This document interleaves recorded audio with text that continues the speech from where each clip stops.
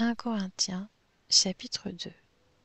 Pour ma part, frères et sœurs, lorsque je suis venu chez vous, ce n'est pas avec une supériorité de langage ou de sagesse que je suis venu vous annoncer le témoignage de Dieu, car j'avais décidé de ne connaître parmi vous rien d'autre que Jésus-Christ et Jésus-Christ crucifié. J'ai été faible, craintif et tout tremblant chez vous.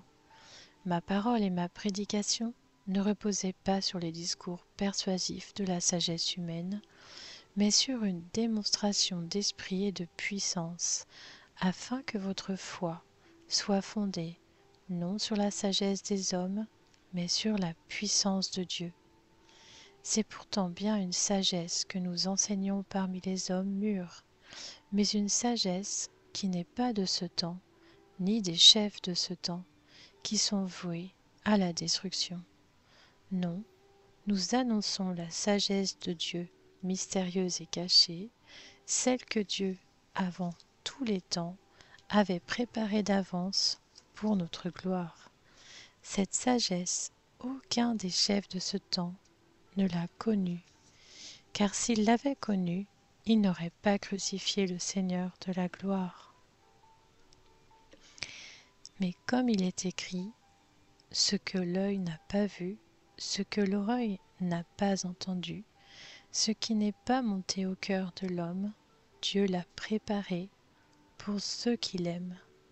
Or, c'est à nous que Dieu l'a révélé par son Esprit, car l'Esprit examine tout, même les profondeurs de Dieu. En effet, qui parmi les hommes connaît les pensées de l'homme, si ce n'est l'Esprit de l'homme qui est en lui? De même, personne ne peut connaître les pensées de Dieu, si ce n'est l'Esprit de Dieu.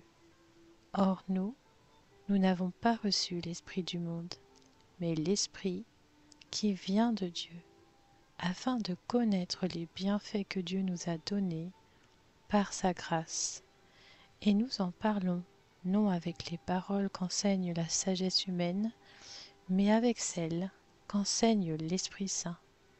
Ainsi nous employons un langage spirituel pour exprimer ce qui est spirituel, mais l'homme naturel n'accepte pas ce qui vient de l'Esprit de Dieu, car c'est une folie pour lui. Il est même incapable de le comprendre, parce que c'est spirituellement qu'on en juge. L'homme, dirigé par l'Esprit au contraire, juge de tout et n'est lui-même jugé par personne. En effet, qui a connu la pensée du Seigneur et pourrait l'instruire? Or nous avons la pensée de Christ.